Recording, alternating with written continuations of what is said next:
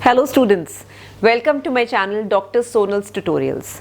Well, जैसे कि मैंने पिछली बार आपको बताया था, आई थिंक 5-6 दिन पहले मेरा एक वीडियो आया था जिसमें मैंने आपको बताया था कि मैं अब इस चैनल को पूरी तरह से स्टूडेंट्स को डेडिकेट कर रही हूँ।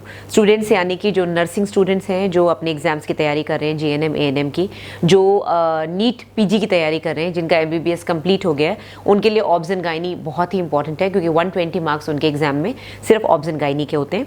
और जो बच्चे आयुर्वेदिक मेडिसिन में यूजी कर रहे हैं या पीजी कर रहे हैं, मैं उनकी क्लासेस अलग से भी ले रही हूँ। साथ ही ये टॉपिक्स आपको बहुत हेल्प करेंगे। तो क्योंकि ये मेरा पहला लेक्चर है तो मैंने सोचा बेसिक्स से स्टार्ट करते हैं। बेसिक्स में हमेशा एनाटॉमी आती है। अब एक्सटर्नल जेनिटेलिया और इंटरनल जेनिटेलिया में सबसे पहले मैंने इंटरनल उठाया है, यूट्रस एंड सर्विक्स, क्योंकि बहुत सारी चीज़ें हैं, uterus, cervix, vagina, vulva, fallopian tube, ovary. तो मैंने आज सिर्फ यूट्रस और सर्विक्स की एनाटॉमी ली है, हिस्टोलॉजी नहीं ली है, ब्लड सप्लाई और लिम्फेटिक ड्रेनेज नहीं लिया है, जो कि मैं नेक्स्ट लेक्चर में कवर करूंगी। ठीक है, तो आज हम लोग बस इन टॉपिक्स पे बात करेंगे। ये आपको टॉपिक्स बहुत क्लियरली नहीं दिख रहे होंगे क्योंकि बोर्ड में छोटा छोटा लिखा हुआ है, बट उसको बहुत ज़्यादा डिटेल में देखने की जरूरत है। मैं सब आपको बताने वाली हूँ। तो आई वुड सजेस्ट कि जो भी किताब आपके पास है, आज मैं जो पढ़ाऊंगी वो DC Datta, text book of gynaecology of Shaw's, यानी कि शॉज गायनेकोलॉजी, DC दत्ता और मैरो, जो लोग मैरो के नोट्स पढ़ रहे हैं, जो नीट पीजी की तैयारी कर रहे हैं, इन तीनों चीज़ों को मिला के मैंने ये लेक्चर तैयार किया है। तो अगर आपके पास ये तीनों चीज़ें नहीं है तो आपको बिल्कुल भी मंगाने की जरूरत नहीं है। आप सिर्फ मेरे लेक्चर से नोट्स बना सकते हैं। जो भी टेक्स्ट बुक आपके पास है, DC दत्ता या शॉज में से कुछ तो होगा, या जो भी टीचर के नोट्स हैं उनको खोल के बैठ जाएं, क्योंकि जो मैं बताऊँगी आपको सब समझ में आ जाएगा अगर आप नोट्स एक बार देखेंगे बाद में या फिर पहले। ठीक है, साथ साथ में मैं कोशिश करूंगी बीच बीच में एडिटिंग में कुछ डायग्राम्स अगर आ सके तो उससे आपको आइडिया लगता रहेगा मैं क्या बोल रही हूँ। अगर आपने शुरू में थोड़ा बहुत पढ़ा हुआ है तो आपको डेफिनेटली पता चल जाएगा। नर्सिंग जो स्टूडेंट्स हैं उनके लिए थोड़ा सा डिटेल्ड वीडियो रहेगा क्योंकि उनको एनाटॉमी इतनी ज़्यादा जानने की जरूरत नहीं है। मैंने आपकी किताब देखी है जिससे आप पढ़ते हैं, बट इट्स ओके, जितना आपको ग्रास्प करना आप करो। बाकी आपको लगता है डिटेल्स हैं आपके लिए ज़रूरत नहीं तो इट्स फाइन। क्या होता है कि जब एग्जाम्स आते हैं तो बच्चों को एग्जैक्टली पता नहीं होता उसमें क्या क्वेश्चंस आने वाले हैं। कुछ हट के क्वेश्चंस आते हैं, कुछ एक्स्ट्रा क्वेश्चंस ऐसे भी आते हैं जो कि लगता है यार इनके लेवल का नहीं था लेकिन तो भी पूछ लिया। जैसे कि मेरे बेटे ने अभी नीट दिया है तो उसके भी कुछ ऐसे क्वेश्चंस हैं जो मुझे लगा कि उससे नहीं पूछने चाहिए, तो वो तो अभी MBBS में घुसा भी नहीं है, बट होता है एग्जाम्स में कुछ एक्स्ट्रा कई बार पूछ ले जाता है। तो extra knowledge is always better. तो मैं कोशिश करूँगी अपने लेक्चर से इसको सिंप्लीफाई करके आपको समझाऊँ, जिससे कि आपको बाद में पढ़ने में और याद करने में आसानी रहे। फिर हम नेक्स्ट सेशन में हिस्टोलॉजी ले लेंगे, धीरे धीरे MCQs पे आ जाएंगे। जैसे जैसे आप लोगों का इंटरेस्ट बढ़ेगा, आप लोग मुझे क्वेश्चंस भेजोगे, हम उसको वैसे वैसे बढ़ाते रहेंगे। ओके, तो स्टार्ट करते हैं एनाटॉमी से। सबसे पहले हम यूट्रस पे आएंगे। ये मैंने एक रफ डायग्राम बनाया है। यूट्रस को ग्रॉस, किसी भी चीज़ को जब ग्रॉस देखते हैं, ग्रॉस यानी कि हाथ में लेके नेकेड आई से, बिना किसी माइक्रोस्कोप के से, सिंपल आप आंखों से किसी चीज़ को देखते हो तो उसको बोलते हैं ग्रॉस एग्जामिनेशन। तो ये हो गया ग्रॉस एग्जामिनेशन, जिसमें कि यूट्रस के अलग अलग पार्ट्स हैं। यूट्रस की शेप कैसी होती है मैं आपको दिखा देती हूँ। मेरे पास एक छोटा सा मॉडल है जिसको कि हम थोड़ा सा बड़ा करके यहाँ पर दिखाएंगे ऊपर। ये आपको यहाँ पर अभी नहीं दिख रहा होगा। ये एक पायरीफॉर्म यानी कि नाशपाती की शेप का पायरीफॉर्म शेप होती है यूट्रस की। पायरीफॉर्म यानी कि नाशपाती की शेप का, पियर शेप्ड होता है। इस तरह से इसकी बॉडी दिखती है बाहर से, और जब इसको कट करते हैं तो अंदर से हॉलो होता है, अंदर से कैविटी होती है। ये जो आपको ब्लैक ब्लैक दिख रहा है अंदर, ये कैविटी है, और ये जो रेड है ये मसल है। ओके, तो हॉलो क्यों है? क्योंकि इसके अंदर स्पेस होती है, तभी तो अंदर बच्चा आता है, तभी तो अंदर से ब्लड आता है, पीरियड्स आते हैं, अंदर पस भी भर जाता है। तो यूट्रस को जो डिफाइन करते हैं, जो टेक्स्ट बुक्स में आपके लिखा हुआ है, वो है कि इट इज़ अ हॉलो, यानी कि अंदर स्पेस है, अंदर कैविटी है। पायरीफॉर्म यानी कि पियर शेप, नाशपाती की शेप का। मस्कुलर ऑर्गन, मसल होती है। मसल इतनी ज़्यादा होती है, इसको हम आके डिस्कस करेंगे, और इसमें इतनी एक्सपैंडिंग कैपेसिटी होती है कि 5 सेंटीमीटर से करते करते 35 सेंटीमीटर का हो जाता है जब यूट्रस पूरा 9 मंथ्स के बेबी को अंदर रखता है। तो ये बच्चेदानी इतनी से इतनी बड़ी हो जाती है। ठीक है, तो ये मस्कुलर ऑर्गन है और इसके मसल्स का बहुत इंपॉर्टेंस है। इसको हम धीरे धीरे आगे आगे डिस्कस करते रहेंगे। कहाँ होता है? ये पेल्विक बोन के अंदर होता है। आप पेट के अंदर इसको फील नहीं कर सकते अनलेस कि पेशेंट 3 मंथ से ज़्यादा प्रेग्नेंट है। जब 3 महीने से ज़्यादा की प्रेगनेंसी होती है तो ये यूट्रस आपको पेट में फील होता है, अदरवाइज ये बिल्कुल बोन्स के अंदर रहता है, और सिर्फ इंटरनल वेजाइनल एग्जामिनेशन से गायनेकोलॉजिस्ट फील कर सकती है। तो ये पेल्विक ऑर्गन है। ठीक है, एक एक पॉइंट इतना इंपॉर्टेंट होता है ना MCQs में, आप कोई भी पॉइंट मिस नहीं कर सकते। फाइब्रोमस्कुलर ऑर्गन बहुत इंपॉर्टेंट। पायरिफॉर्म शेप बहुत इंपॉर्टेंट। हॉलो, यस, अगर हॉलो नहीं लिखा है सॉलिड लिखा है तो गलत हो जाएगा। हॉलो होता है, ये सॉलिड नहीं होता है क्योंकि अंदर स्पेस होती है। इसी तरह से सिचुएटेड इन पेल्विस, आप कंफ्यूज हो जाओगे, नहीं पेल्विस में कैसे, हमको तो फील होता है, नहीं फील होता, it is a pelvic organ. ठीक है, कहाँ होता है ये, इसकी सिचुएशन क्या होती है, आगे ब्लैडर होता है, मैं आपको एक डायग्राम दिखाने वाली हूँ, आप लोग इसका स्क्रीनशॉट लेके इसको बाद में एनलार्ज करके देख सकते हो। ये यूट्रस है यानी कि ये बच्चादानी है और ये आगे ब्लैडर है। तो बच्चादानी के आगे होती है पेशाब की थैली यानी कि ब्लैडर, और पीछे होता है रेक्टम यानी कि आपकी बड़ी आंत जहाँ पर फीसेस यानी कि पॉटी बनती है। ठीक है, तो यूट्रस इस बीच का स्ट्रक्चर होता है। मेल्स में ऑब्वियसली ये नहीं होता है, तो मेल्स में सीधे ब्लैडर और पीछे रेक्टम होता है, बीच में कोई ऑर्गन इतना बड़ा नहीं होता है। तो इतना बड़ा ऑर्गन ये फीमेल्स में होता है जो कि ब्लैडर, एंटीरियरली ब्लैडर होता है उसके और पोस्टीरियरली रेक्टम होता है। ठीक है, ये तो हो गई शेप। तो शेप में हमने देख लिया कि ग्रॉस जब हम इसको हाथ में पकड़ते हैं तो पायरिफॉर्म शेप होता है, जब इसको काट देते हैं तो ये इस तरह की शेप में आ जाता है, ऐसे। ठीक है, तो इसकी एपेक्स नीचे आ जाती है और ऊपर बेस आ जाता है। ठीक है, अब हम आते हैं इसकी पोजीशन पे। पोजीशन जैसे कि मैंने बताया, पोजीशन ये पहली बात तो ब्लैडर और रेक्टम के बीच में होता है। अब ये ब्लैडर पे इस तरह से चढ़ा हुआ होता है। ब्लैडर अगर मान लीजिए ये ब्लैडर है और ये यूट्रस है, तो इसको एंटीवर्टेड बोलते हैं। मैंने जो मेरा दूसरा चैनल है आस्क योर गायनेकोलॉजिस्ट, उसमें एंटीवर्टेड और रेट्रोवर्टेड यूट्रस पे एक वीडियो बनाया था जो कि लोगों को बहुत पसंद आया था। मैं उसका लिंक डाल दूंगी अपने डिस्क्रिप्शन में, उसको भी एक बार सुनना, क्योंकि आप लोग अभी डॉक्टर बनने की तैयारी कर रहे हो या फिर अभी सिर्फ MBBS करा हुआ है तो आपको बहुत ज़्यादा ये बातें समझ में नहीं आएंगी। तो मैंने क्योंकि अपने उस वीडियो में लेमैन लैंग्वेज में समझाया है, पेशेंट्स को समझाया कि एंटीवर्टेड और रेट्रोवर्टेड का क्या मतलब होता है, तो उसको आप जरूर सुनिएगा तो आपको हेल्प मिलेगी। ठीक है, अब जैसे इस डायग्राम में यहां अगर आप देखेंगे, मैं आपको बताती हूं, हालांकि बहुत परफेक्ट डायग्राम नहीं है, परफेक्ट फोटो नहीं है। ये पेशाब की थैली है, ये यूट्रस है इस तरह से झुका हुआ, या और ज्यादा झुका हुआ होता है। तो जब ये आगे की तरफ ब्लैडर के ऊपर झुका हुआ होता है तो उसको एंटीवर्टेड बोलते हैं। जब ये पीछे रेक्टम की तरफ झुका हुआ होता है तो उसको रेट्रोवर्टेड बोलते हैं।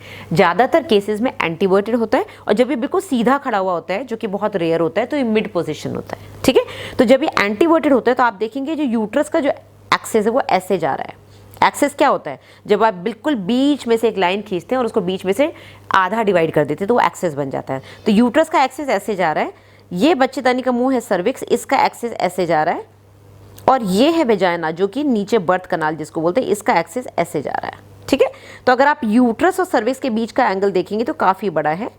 ठीक है, तो उसको एंगल को बोलते हैं एंटीफ्लेक्स्ड, यानी कि यूट्रस, बच्चेदानी और उसका मुंह सर्विक्स ये भी आपस में मुड़े हुए होते हैं, ये भी सीधे नहीं होते हैं, तो इसको एंटीफ्लेक्शन बोलते हैं। जो एंगल बच्चेदानी और बच्चेदानी के मुंह में यानी कि यूट्रस और सर्विक्स के बीच में बनता है वो होता है एंटीफ्लेक्स्ड, वो ऑब्ट्यूज एंगल होता है, 90 से अबव होता है, 120 के आसपास होता है, उसको बोलते हैं एंटीफ्लेक्शन का एंगल। और एंटीवर्जन एंगल होता है सर्विक्स और विजाइना के बीच का एंगल जो कि करीब करीब 90 डिग्री होता है। ओके, तो एंटीवर्जन, एंटीफ्लेक्शन, कंफ्यूज नहीं होना है। एंटीवर्जन यानी कि यूट्रस एंड सर्विक्स को एक मान लिया और वेजाइना को एक मान लिया, तो जब इस तरह से एंगल बनते हैं, यूट्रस एंड सर्विक्स एक पर्टिकुलर बॉडी हो गई और एक हो गया वेजाइनल कनाल, तो उन दोनों के बीच का एंगल होता है एंटीवर्जन। ठीक है, तो angle between vaginal axis and the cervical axis, जो उसका बच्चेदानी का मुंह है सर्विक्स, उसका एक्सिस, उसको 90 डिग्री बोलते हैं, 90 डिग्री होता है। और एंटीफ्लेक्शन यानी कि यूट्रस के अंदर ही जो एंगल बन रहा है यूट्रस और सर्विक्स के बीच में, उसको एंटीफ्लेक्शन बोलते हैं। तो जनरली यूट्रस एंटीवर्टेड, एंटीफ्लेक्स रहता है, और एंटीवर्टेड तब होता है जब वो ब्लैडर के ऊपर झुका हुआ होता है। और ज्यादातर यूट्रस डेक्स्ट्रोवर्टेड रहता है, डेक्स्ट्रो यानी कि राइट साइड, ये लीवो होता है, ये डेक्स्ट्रो होता है। ओके, मेडिकल लैंग्वेज में लेफ्ट साइड कोई चीज रोटेटेड होती है तो लीवो रोटेटेड बोलते हैं, कोई राइट साइड रोटेटेड होती है तो डेक्स्ट्रो रोटेटेड बोलते हैं।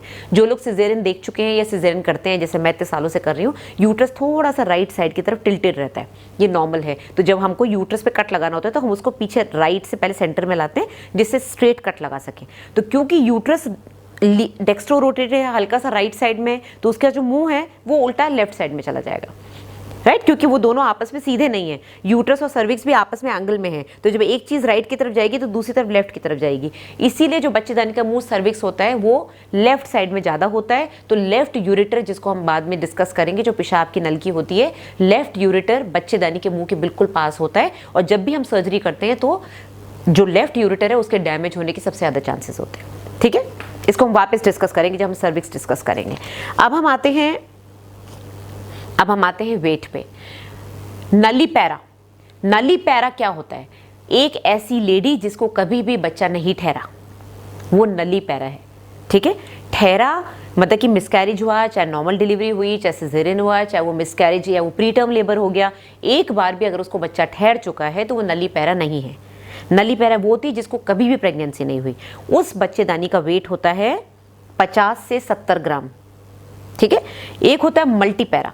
मल्टी पैरा यानी कि कम से कम एक बार उसको बच्चा ठहरा है, फिर वो चाहे बच्चा मिसकैरेज हो गया हो, चाहे वो प्री टर्म डिलीवरी हो गई हो, चाहे वो 9 मंथ्स का बच्चा पूरा पैदा हुआ हो, उस यूट्रस का वेट थोड़ा बढ़ा हुआ होता है।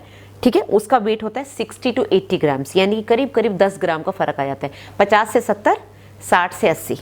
और यही यूट्रस जब वो पूरा 9 मंथ्स की प्रेग्नेंट हो जाती है तो कितना हो जाता है? 1 किलो का हो जाता है, बल्कि ज़्यादा। यूट्रस का जो खुद का वेट होता है वो 1 किलो के आसपास होता है, बाकी अंदर बच्चा, प्लासेंटा, फ्लूइड सब मिला के करीब करीब 5 किलो हो जाता है। तो जैसे ही डिलीवरी होती है, नॉर्मली जब पेशेंट को आप अगर वेट लेंगे डिलीवरी से पहले और डिलीवरी के फ़ौरन बाद, तो उसका करीब करीब 5 किलो कम हो चुका होता है, क्योंकि अंदर का ब्लड, प्लासेंटा, फ्लूइड बच्चा निकाल के करीब करीब 5 किलो उसका कम हो जाता है। तो यूट्रस का वेट 1 किलो हो जाता है। तो आप सोचो 50 ग्राम से सडनली 1000 ग्राम यानी कि 1 किलो पहुँच जाता है। इतनी इसमें कैपेसिटी होती है बढ़ने की। ठीक है, फिर हम आते हैं वॉल्यूम पे। तो जैसे मैंने वेट बताया, इसी तरह से जो नली पैरा है यानी कि जिसको कभी भी बच्चा नहीं ठहरा, उसकी बच्चेदानी का वॉल्यूम इतनी सी बच्चेदानी होती है, उसका सिर्फ 10 ml होता है, उसके अंदर सिर्फ 10 ml पानी जाएगा अगर आप इंजेक्ट करेंगे। ठीक है, मल्टी पैरा में भी करीब करीब 10 ml ही होते हैं, ज़्यादा फर्क नहीं होता है। लेकिन प्रेगनेंसी के समय ये 5 लीटर का वॉल्यूम बन जाता है। जैसे कि मैंने बताया, डिलीवरी के बाद करीब करीब 5 लीटर 5 किलो का सामान निकल जाता है। इसके अंदर इतनी कैपेसिटी होती है कि बच्चा, पानी, प्लेसेंटा, फ्लूइड, ब्लड सब इकट्ठा करके रखता है। ठीक है, फिर हम आते हैं इसकी लेंथ पे। लेंथ अभी हमने डिस्कस नहीं करी इसका साइज। नली पैरा यानी कि जिसको कभी बच्चा नहीं ठहरा, उसमें 6 to 8 सेंटीमीटर, ये आपकी टेक्स्ट बुक की लैंग्वेज है, आप इसको लिख लें। ठीक है, 6 to 8 सेंटीमीटर नली पैरा में। मल्टी पैरा में 9 to 10 सेंटीमीटर। जो भी साइज यूट्रस का बढ़ता है वो वापस नॉर्मल नहीं हो सकता। बहुत सी पेशेंट्स मेरे से रेगुलरली पूछती है, मैडम मेरा यूट्रस बड़ा क्यों आ रहा है, बल क्यों आ रहा है सोनोग्राफी में? तो दैट इज नॉर्मल। अगर उसको 2-3 बच्चे हो चुके हैं या एक बार भी बच्चा हो चुका है तो उसकी यूट्रस का साइज एक नली पैरा लेडी की तरह नहीं होगा, क्योंकि वो मस्कुलर ऑर्गन थोड़ा सा बढ़ चुका है। आप किसी इलास्टिक को बहुत देर तक अगर किसी डब्बे पर लगा के रखोगे, उसके बाद वापस उसको निकाल दोगे तो पहले की तरह इतनी छोटी नहीं हो पाएगी, थोड़ी सी स्ट्रेच रहेगी, कुछ फाइबर्स उसके टूट जाते हैं तो थोड़ी सी बड़ी रहेगी। इसी तरह से यूट्रस में अगर एक बार बच्चा आ चुका है तो वो वापस से उससे छोटा सा इतना साइज नहीं बनेगा जो वो पहले था। ठीक है, तो साइज में फर्क आता है। 6 to 8 हो गया नली पैरा, मल्टी पैरा में हो गया 9 to 10, और प्रेग्नेंट लेडी में करीब 35 सेंटीमीटर तक ऊपर चला जाता है, क्योंकि यहाँ तक हमारी रिब केज तक आ जाता है। ठीक है, तो ये पैरामीटर्स आपको याद होने चाहिए एमसीक्यूज के लिए। फिर हम आते हैं इसके पार्ट्स पे। पार्ट्स हमने ज़्यादातर इसमें बना ही दिए हैं। एक चीज़ और बता दूं स्टूडेंट्स, साइज ऑफ यूट्रस कई बार इंचेस में भी पूछते हैं तो आप लोग कंफ्यूज हो जाते हैं। कई बार हम कन्वर्ट करते हैं सेंटीमीटर्स को इंचेस में तो भी हम थोड़ा बहुत कंफ्यूज हो जाते हैं कि 2 लिखें कि 2.5 लिखें। तो ये टेक्स्ट बुक की जो आपकी जो लिखी हुई है एग्जैक्ट मेजरमेंट आप उसको रट लें। 3.5 बाई 2.5 बाई 1.5, इसका क्या मतलब है? 3.5 inches by length, 2.5 inches by width, और क्योंकि इसकी गर्थ भी होती है, बताया सच क्या होता है भाई, आप किसी चीज़ 3D को लेंगे, ठीक है, मान लीजिए ये यूट्रस है तो आप इसकी लेंथ ले लेंगे, आप इसकी विड्थ ले लेंगे, फिर इसकी गर्थ भी तो लेंगे, 3D है ना ये, तो इसलिए 3 मेजरमेंट्स लेते हैं यूट्रस के। तो इसलिए मैंने आपको बताया 3.5 बाई 2.5 बाई 1.5 इंचेस, और अगर सेंटीमीटर में लेंगे तो 8 centimetre by 5 centimetre by 1.25 centimetre. ये आपको पता होना चाहिए कि इसकी नॉर्मल जो साइज होता है यूट्रस का वो ये होता है। ठीक है, अब आते हैं हम इसके पार्ट्स पे। अब हम इस डायग्राम पे देखते हैं। सबसे ऊपर होता है फंडस। फंडस यानी कि वो पार्ट जिसमें कि कोई कैविटी नहीं होती। आपको दिख रहा है ना, कैविटी नीचे है, खाली है यहाँ से है। जैसे कि मैंने इसमें भी बताया था आपको कि ये जो है ये खाली एरिया ब्लैक है, ये तो मसल है। तो फंडस वो पार्ट होता है जिसमें कोई कैविटी नहीं होती और ये ऊपर ऐसे उठा हुआ होता है ना, ऐसे हल्का सा कॉन्वेक्स होता है, और जहाँ से ट्यूब्स अटैच्ड है उसके ऊपर का पोर्शन है, तो ट्यूब्स के ऊपर के पोर्शन को फंडस बोलते हैं। बाकी की जो पोर्शन है जिसमें कैविटी बनती है, जो कि आपके ट्यूबल अटैचमेंट से लेके इंटरनल ऑस तक रहता है, वो बॉडी होता है। फिर आता है इंटरनल लॉस। अब इंटरनल लॉस दो तरह का होता है, एक होता है एनाटॉमिकल इंटरनल लॉस, एक होता है हिस्टोलॉजिकल इंटरनल लॉस। ये बहुत जरूरी है। क्यों? क्योंकि एनाटॉमिकल इंटरनल लॉस वो है जहां से बच्चेदानी पतली होनी शुरू होती है, जो हमको ऐसे दिखता है। भाई आज अगर मैं आपको ये यूट्रस पकड़ाऊंगी हाथ में तो आप बोलेंगे हाँ ये इंटरनल लॉस होना चाहिए क्योंकि यहाँ से ये पतला होना शुरू हो गया है, बट एक्चुअली ये एनाटॉमिकल इंटरनल लॉस है जो आपको दिख रहा है। हिस्टोलॉजिकल इंटरनल लॉस इसके नीचे होता है। हिस्टोलॉजिकल इंटरनल लॉस यानी कि जहां पर इसके सेल्स, पैथोलॉजिकल सेल्स जो है कॉलमनार से स्क्वैमस होने शुरू हो गए, जिसमें चेंजेस आने शुरू हो गए। तो ये आपको मैं नेक्स्ट लेक्चर में बताऊंगी कि क्या चेंजेस आते हैं। तो जो पोर्शन एनाटॉमिकल और हिस्टोलॉजिकल इंटरनल लॉस के बीच में होता है उसको बोलते हैं इस्थमस। अब इस्थमस बहुत इंपॉर्टेंट होता है, इसकी लेंथ सिर्फ 0.5 सेंटीमीटर होती है। अभी मैं डिटेल में बताती हूँ। एनाटॉमिकल इंटरनल लॉस ऊपर होता है, हिस्टोलॉजिकल इंटरनल लॉस नीचे होता है। ठीक है, तो histological internal loss actual internal loss होता है, जो कि आपकी बच्चेदानी का मुंह जो सर्विक्स है उसका इंटरनल लॉस होता है। ठीक है, ये इंपॉर्टेंट होता है। ये सिर्फ हमको जो दिखता है, जो नेकेड आई से दिखता है, इसलिए हम इसको इंटरनल लॉस बोलते हैं। हिस्टोलॉजिकल इंटरनल लॉस को एक और नाम दिया गया है एस्कॉफ। ये वो साइंटिस्ट है जिन्होंने, या डॉक्टर हैं जिन्होंने इसको डिस्कवर किया था। अब हम आते हैं इस्थमस पे। इस्थमस पे मैं आपको बताना चाहूंगी कि ये वो पार्ट है, पहली बात, जो इंटरनल एनाटॉमिकल और हिस्टोलॉजिकल इंटरनल लॉस के बीच में रहता है। फिर इसकी लेंथ सिर्फ 0.5 सेंटीमीटर होती है। अब 5 सेंटीमीटर ये प्रेग्नेंट लेडी में बढ़ जाता है, यानी कि 0.5 से 5 सेंटीमीटर हो जाता है। प्रेग्नेंट लेडी में जैसे जैसे यूट्रस बढ़ता है ये वाली चीज़ें भी बढ़नी शुरू हो जाती हैं। ठीक है, तो ये 0.5 से इतना लंबा 5 सेंटीमीटर बन जाता है। फिर क्या होता है, लोअर यूट्राइन सेगमेंट बहुत लोगों ने सुना होगा, स्पेशली जो पीजी स्टूडेंट्स हैं जो आयुर्वेद में पढ़ रहे हैं, आपने सिजेरियन भी देखे होंगे। Lower uterine segment normal uterus में नहीं बनती है। जो प्रेग्नेंट लेडी होती है जब वो 8वें महीने में जाती है तब उसकी लोअर यूट्राइन सेगमेंट बननी शुरू हो जाती है। क्यों? क्योंकि इसकी लेंथ बढ़नी शुरू हो जाती है। तो जब इसकी लेंथ बढ़नी शुरू हो जाती है 5 से 10 सेंटीमीटर तक पहुंच जाता है। वैसे तो 0.5 होता है, 0.5 से 5 पहुंचता है प्रेग्नेंट लेडी में, और उसके धीरे धीरे बढ़ते बढ़ते टुवर्ड्स टर्म डिलीवरी के टाइम तक ये 10 सेंटीमीटर बढ़ जाता है। तो ये जो लोअर सेगमेंट है ये इस्थमस से बनती है। और हम इसको कैसे आइडेंटिफाई करते हैं? जब सिजेरियन करते हैं तो यहाँ पर जहाँ पर ये इस्थमस होते हैं वहाँ से हमको लूज पेरिटोनियल अटैचमेंट दिखता है। जो पेरिटोनियम जो यूट्रस के ऊपर आके अटैच होता है वहाँ से हमको पता चल जाता है कि यहाँ पर लूज अटैचमेंट है, यानी कि यही लोअर सेगमेंट है और हमको यहीं से काट के बच्चे को निकालना है। अपर सेगमेंट में हम कट नहीं लगाते हैं। ठीक है, बहुत सी नर्सेज हैं जो सुन रही होंगी, एएनएम जीएनएम कर रही हैं, साथ में कहीं जॉब भी कर रही हैं, उन्होंने बहुत से सिजेरियन भी देखे होंगे। आप देखना अगली बार आपकी डॉक्टर हमेशा पेट के अंदर जब कट लगाते हैं, यूट्रस के ऊपर कट लगाते हैं तो पहले पेरिटोनियम को कट करते हैं। तो जो ऊपर वाला पोर्शन है उस पर कट नहीं करते, वहाँ पर पेरिटोनियम उठा ही नहीं पाते। पेरिटोनियम यहाँ से उठता है और उसको उठा के कट लगा के पेरिटोनियम को नीचे पुश करते हैं, जिससे नीचे ब्लैडर भी पुश हो जाए, ब्लैडर इंजर ना हो, फिर इंसिजन लगा के बच्चे को पैदा करते हैं। ठीक है, तो इस्थमस बहुत इंपॉर्टेंट है। लोअर यूट्राइन सेगमेंट इसी से बनता है और ये प्रेग्नेंट लेडी में ज़्यादा इंपॉर्टेंट है, नॉर्मल नॉन प्रेग्नेंट में इसकी कोई इंपॉर्टेंस नहीं है। अब जब ये लोअर यूट्राइन सेगमेंट की बात आई गई तो मैं बता दूं ये सिर्फ इस्थमस से नहीं बनता है। 70% इस्थमस होता है, 30% आपका सर्विक्स भी होता है। सर्विक्स क्या होता है अभी मैं बताती हूँ। इस्थमस के बारे में एक और बात है कि इसकी कॉन्ट्रैक्टिलिटी प्रेगनेंसी के समय बहुत कम होती है, यानी कि ये ज़्यादा कॉन्ट्रैक्ट नहीं कर पाता।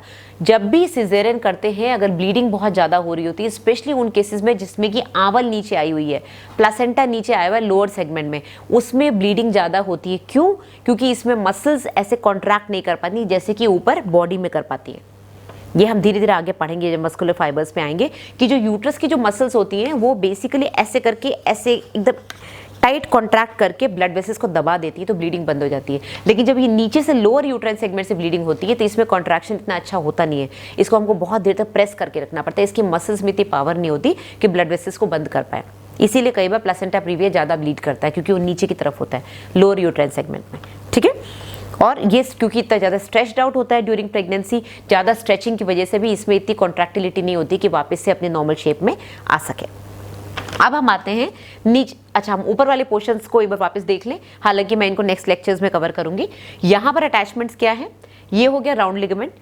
यूट्रस को एंटीरियरली राउंड लिगामेंट अटैच होता है। राउंड लिगामेंट को अभी हम वापस बताएंगे उसका क्या फंक्शन होता है। राउंड में बहुत ही टाइट लिगामेंट है जो कि फैलोपियन ट्यूब पीछे होती है, ये फैलोपियन ट्यूब इसके जस्ट आगे राउंड लिगामेंट होता है जो कि एंटीरियरली जाता है, और उसी की जस्ट पीछे ये पोस्टीरियर पोर्शन है, ये है ओवेरियन लिगामेंट। तो ये तीन चीजें कॉर्नू से अटैच्ड होती है। ये कॉर्नू होता है, कॉर्नुअल पोर्शन यूट्रस का, जहां पर मसल बहुत पतली होती है। आपने देखा ना मसल कितनी पतली हो गई यहाँ पर आगे, क्योंकि यहाँ से कैविटी शुरू होती है। तो यहाँ से जब कैविटी में हम अंदर से अगर कोई चीज़, कोई इंस्ट्रूमेंट डाल रहे हैं, तो यहाँ पर आके हम देखते हैं कि यहाँ पर मसल्स बहुत छोटी पतली हो जाती हैं। तो हमको बहुत ध्यान से डीएनसी कर रहे हैं या कोई प्रोसीजर कर रहे हैं तो ध्यान रखना पड़ता है कहीं हम यहाँ से परफोरेट करके पेट के अंदर ना पहुँच जाए। तो यूट्रस यहाँ पर बहुत पतला होता है। तो जो कॉर्नू होता है, इसको कॉर्नू बोलते हैं, CORNU, कॉर्नू। कॉर्नू जो होता है, या कॉर्नुआ, कॉर्नुआ यानी कि सिंगल, कॉर्नू यानी कि दोनों को मिला के प्लूरल। तो ये जो पोर्शन होता है बहुत पतला होता है। यहाँ पर फैलोपियन ट्यूब भी होती है, पीछे की तरफ से ओवेरियन लिगामेंट होता है, और आगे की तरफ राउंड लिगामेंट होता है। तो आगे वाला जो राउंड लिगामेंट है वो यूट्रस को आगे की तरफ खींच के रखता है। पीछे वाला पोस्टीरियर जो लिगामेंट है उसको हम बाद में बात करेंगे, वो ओवरी को यूट्रस से अटैच करता है। ठीक है, अब हम आते हैं सर्विक्स पे। सर्विक्स का अगर हम या फिर हम सर्विक्स को नेक्स्ट पोर्शन में डिस्कस करेंगे। Let us just continue with this, uterus से ही कंटिन्यू करते हैं। अब हम आते हैं इसके पार्ट्स तो हो गए, स्ट्रक्चर्स कौन कौन से अटैच्ड हैं। तो मैंने बता दिया कॉर्नू पे साइड्स में पोस्टीरियरली एंटीरियरली क्या क्या अटैच्ड है। कॉर्नू पे फैलोपियन ट्यूब हो गया, राउंड लिगामेंट एंटीरियरली हो गया, और पीछे की तरफ ओवेरियन लिगामेंट हो गया। साइड्स में अब मैं आपको एक डायग्राम और दिखाती हूँ, ये फोटो और दिखाती हूँ, इसको हम एनलार्ज करके आपको वापस से दिखाएंगे। ये थोड़ा सा हम इसको अगर फोकस कर पाए, ये देखिए अटैचमेंट्स। कॉर्नू, कॉर्नू से आ रही है ट्यूब, ये दिख रही है आपको, कॉर्नू से ट्यूब आ रही है, पीछे की तरफ से ओवेरियन लिगामेंट आ गया। इसमें राउंड लिगामेंट नहीं दिखाया है इन्होंने क्योंकि वो एंटीरियरली ऐसे जाता है। बाकी साइड्स में देखिए ये फोल्ड है पेरिटोनियम का, ये मैं अब आपको बताने वाली हूँ। ये है मैकेनरॉड्स लिगामेंट, जिसको कार्डिनल लिगामेंट भी बोलते हैं। ये बेसिकली फोल्ड होता है, इसको आप बीच में से खोल सकते हैं। इसमें एक एंटीरियर लीफ होती है, एक पोस्टीरियर, किताब की तरह होती है, दोनों आपस में चिपकी होती है, इसको हम ऐसे खोल सकते हैं।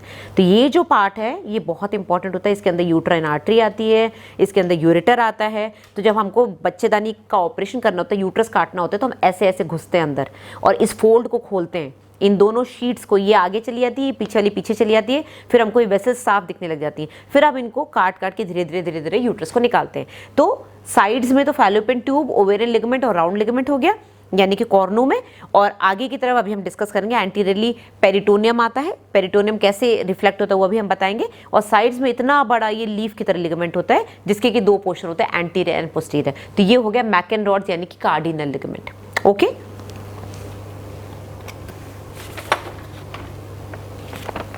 राउंड लिगामेंट के बारे में अगर हम डिस्कस करें, राउंड लिगामेंट मैंने यहाँ पर दिखाया है। राउंड लिगामेंट क्योंकि बच्चेदानी आगे की तरफ झुकी हुई होती है, तो इसका काम यही होता है कि बच्चेदानी को आगे की तरफ झुका के रखे, एंटीवर्ट करके रखे।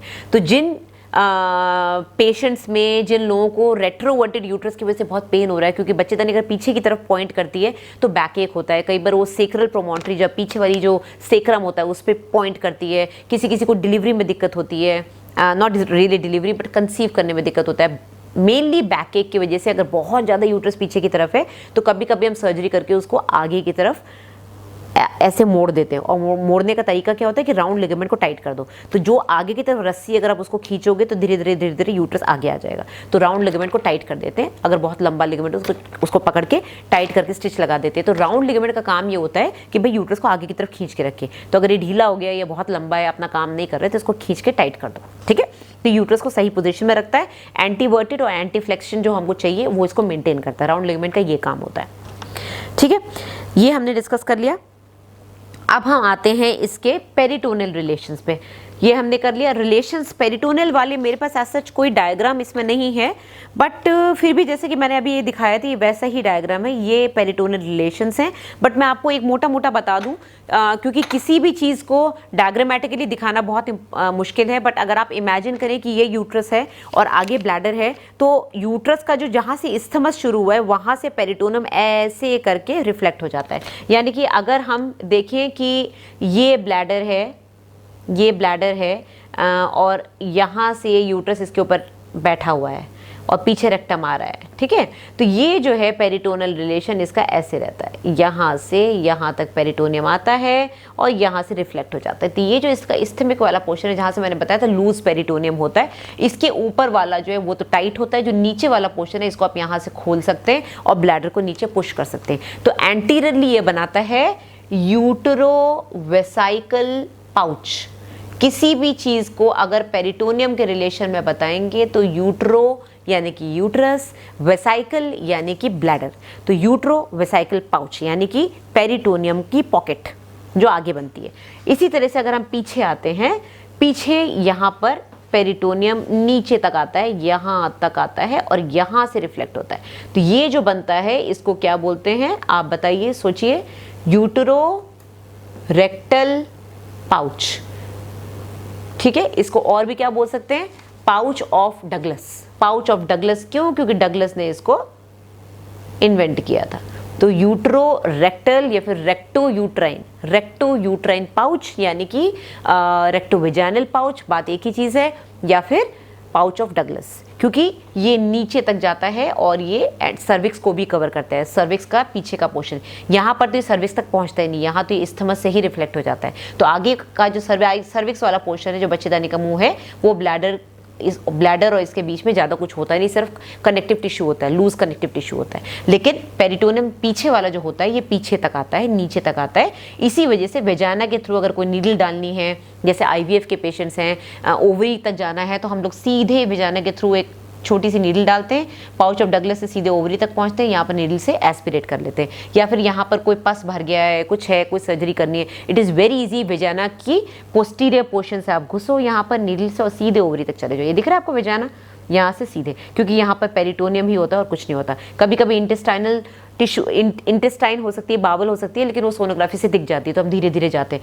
बट यहाँ से घुसना बहुत मुश्किल है, क्योंकि यहाँ पर ब्लैडर बैठा हुआ है, इधर ब्लैडर है, तो इट इज़ वेरी डिफिकल्ट कि हम ब्लैडर को बिना डैमेज करें यहाँ से कुछ एंट्री कर पाए, ठीक है। तो यहाँ पर सिर्फ पेरिटोनियम होता है, it is very easy to do any surgery, पीछे से बैक साइड से आके। अब क्या रह गया आपको बताने को इस पोर्शन में, पेरिटोनियल रिलेशन मैंने आपको बता दिया। आपके लिए पाउच ऑफ डगलस बहुत इंपॉर्टेंट है, उसका एक्सटेंट बहुत इंपॉर्टेंट है कि पेरिटोनियल रिलेशन ये कहाँ से कहाँ तक होता है। तो अगर मैं आपको वापस से आपकी टेक्स्ट बुक की लैंग्वेज बताऊँ तो एंटीरियरली बिलो द इंटरनल ऑस, ठीक है, जैसे कि मैंने बताया इस्थमस, यहाँ से रिफ्लेक्ट होना शुरू होता है। Below the internal ऑस it is separated from the base of the bladder, यानी कि ब्लैडर, यूरिनरी ब्लैडर का जो बेस है उसके और यूट्रस के बीच में ये पेरिटोनियम आ गया और ये यहीं से इस्थमिक पोर्शन इंटरनल ऑस के थ्रू ही रिफ्लेक्ट हो गया। यानी कि सर्विक्स और ब्लैडर के बीच में कोई पेरिटोनियम नहीं है, इस्थमस से ही ये रिफ्लेक्ट हो जाता है। तो यूट्रस और ब्लैडर के बीच में एंटीरियरली ये रहता है पेरिटोनियल टिश्यू, जिसको यूट्रोवेसाइकल पाउच बोलते हैं, और बाकी नीचे लूज एरियोलर टिश्यू आ जाता है। लेटरली मैंने बताया आपको साइड्स में, जैसे कि वो डायग्राम में बताया था, जिसका अभी हमने क्लोजअप लिया था। लैटरली आ गया आपका मैकेनरॉड्स लिगामेंट, क्योंकि पेरिटोनियम यहाँ पर फोल्ड बनाता है, आगे जाके ब्लैडर पे रिफ्लेक्ट हो जाता है, और साइड्स में ऊपर की तरफ ये टाइट चिपका हुआ होता है, क्योंकि यहाँ पर फैलोपियन ट्यूब आनी, यहाँ पर डिसकंटिन्यू हो जाता है। ये कंटिन्यूस ऐसे नहीं आ पाता है, क्योंकि बीच बीच में स्ट्रक्चर्स को निकलना है, तो ये टुकड़ों में रहता है, पीछे अलग है, आगे अलग है और साइड्स में अलग है। तो साइड्स में मैकेनरॉड्स लिगामेंट, जिसको कि कार्डिनल लिगामेंट बोलते हैं, और ये जो कार्डिनल लिगामेंट है ये डबल फोल्ड ऑफ पेरिटोनियम है, जिसके अंदर यूरेटर और यूट्राइन आर्टरी दोनों रन करती हैं, जो कि अभी आपने फोटो में देखा, ठीक है। कल्डोसेंटिसिस, किसी भी चीज को जब सेंटिसिस आगे लग जाता है, यानी कि आप उसके अंदर से कुछ पानी निकाल रहे हैं, नीडल डाल के आप उसको कुछ निकाल रहे हैं। और कॉल्पोटोमी, टोमी मतलब आप काट रहे हैं, ठीक है। तो कॉल्पोटोमी यानी कि आपने यहाँ से गए और वेजाना पे कट लगा दिया। यहाँ पर अगर कोई एब्सेस है, अंदर पानी भर गया है बॉडी के अंदर, या पस भर गया किसी सर्जरी के बाद, आपने सिंपल वेजाना पे ऐसे कट लगा दिया, यहाँ से पूरा पस निकल गया। कॉल्पोटोमी, कॉल्पो में यानी कि वेजाना। और कल्डोसेंटिसिस यानी कि कल्डी सैक, मैंने क्या बताया था, pouch of Douglas. Pouch of Douglas, recto vaginal pouch या रेक्टो यूट्राइन पाउच या कल्डी सैक,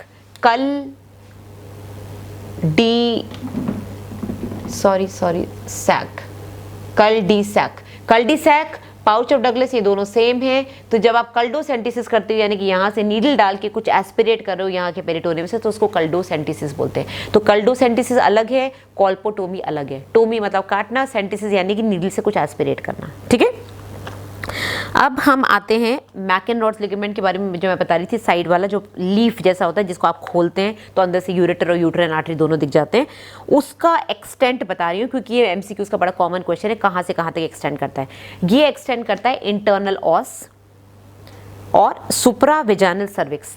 सर्विक्स के बारे में अभी मैं बताती हूँ आपको। ये सर्विक्स है, तो सर्विक्स का कुछ पोर्शन तो नीचे लटकता है जो कि हमको इंटरनल एग्जामिनेशन में दिखता है। तो ये होता है विजानल पोर्शन, ये होता है सुप्राविजानल।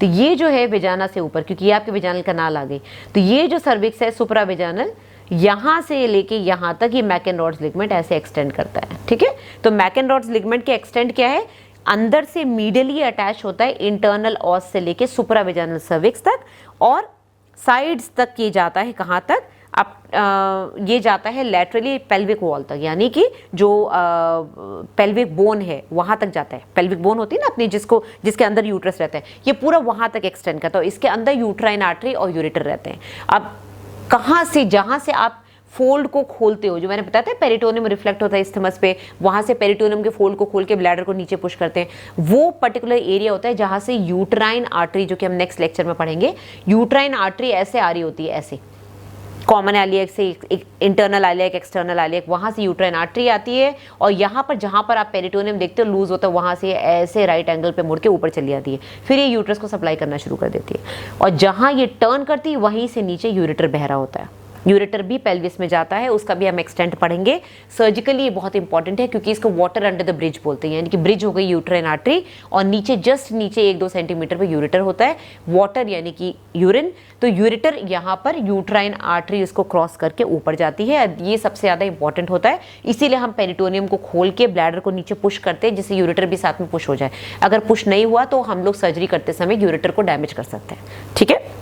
और जैसे कि मैंने आपको पहले बताया था, यूट्रस डेक्स्ट्रो रोटेटेड रहता है राइट साइड में, तो सर्विक्स जो है लेफ्ट की तरफ चला जाता है। तो लेफ्ट वाला जो यूरेटर है वो ज़्यादा चांसेस होते हैं डैमेज करने के जब आप सर्विक्स को यहाँ से काटते हैं। हिस्टेक्टमी यानी कि यूट्रस निकालते समय जब आप यहाँ से कट करते हैं तो यूरेटर बिल्कुल पास में होता है, स्पेशली लेफ्ट साइड में सर्विक्स के बहुत पास होता है, इसलिए लेफ्ट वाला यूरेटर डैमेज होने के चांसेस ज़्यादा हैं। तब आपको पता है एमसीक्यूज में अगर आता है कि क्यों लेफ्ट यूरेटर ज़्यादा डैमेज होता है, because uterus generally dextro rotated रहता है, जिस वजह से सर्विक्स जनरली लीवो रोटेटेड रहती है कि लेफ्ट साइड में रोटेटेड रहती है, इसीलिए distance between cervix and ureter कम हो जाता है, left ureter. Okay, that's it. अच्छा हाँ, अब अगर आप पूछेंगे कितना सेंटीमीटर, तो 1.5 सेंटीमीटर होता है सिर्फ डिस्टेंस इंटरनल ऑस से यूरेटर का, ठीक है, जो कि लेफ्ट में और पास आ जाता है।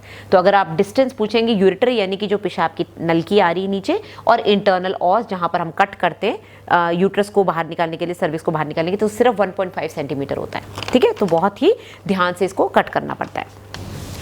अब हम अगर बात करें कि पोस्टीरियरली, जो मैंने आपको बताया है कि इस तरह से पेरिटोनियम पूरा नीचे तक जाता है और पाउच ऑफ डगलस बनाता है, तो उसमें एक लिगामेंट और होता है जो कि बहुत इंपॉर्टेंट है, वो है यूट्रोसेक्रल लिगामेंट। कार्डिनल लिगामेंट तो हो गया साइड वाला मैकेनरॉड्स लिगामेंट, जो कि मैंने बताया कि पेरिटोनियल फोल्ड होता है, उसको ऐसे खोल सकते हैं, उसके बीच में से यूरेटर और यूट्राइन आर्टरी पास करती है। पीछे ये पाउच होता है पूरा, इस खाली होता है एकदम, और जब हमको यूट्रस निकालना होता है तो पाउच को खोल के हम यहाँ से यूट्रस को निकाल सकते हैं, क्योंकि ये सर्विक्स तक जाता है और ये खुलने के बाद इसको इजीली काटा जा सकता है। लेकिन इसमें एक बहुत इंपॉर्टेंट लिगामेंट होता है जो एक लेफ्ट में और एक राइट में होता है। अगर आप यूट्रस को हल्का सा उठाएंगे ऊपर, जब हम सर्जरी करते हैं यूट्रस को हल्का सा पुल करेंगे, तो आपको दिखेगा कि पीछे 2 टाइट लिगामेंट्स हैं जो कि यूट्रस के ये समझ लो इंटरनल ऑस के लेवल, जहाँ से सर्विक्स शुरू होते हैं वहाँ से साइड की तरफ जा रहे हैं, और वो उस फोल्ड के अंदर ही होते हैं। ये जो रेक्टो यूट्राइन पाउच है, जो पीछे यूट्रोसेक्रल लिगामेंट है, ये जो 2 लिगामेंट्स हैं उसके पीछे वाले पेरिटोनियम से रन करते हुए साइड में अटैच हो रही, ये यूट्रस को एक पोजीशन में रखते हैं। इनका बहुत इंपॉर्टेंट काम होता है यूट्रस को अपनी जगह पे रखना।